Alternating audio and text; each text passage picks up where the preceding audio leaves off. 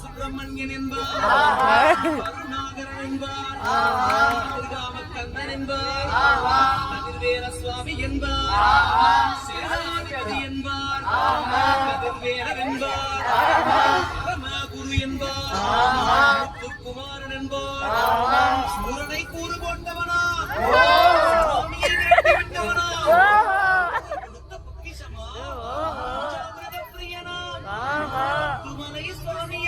அப்படிப்பட்ட முருகனவன் ரொம்ப சின்னவனா சுவாமி சின்ன பாப்பா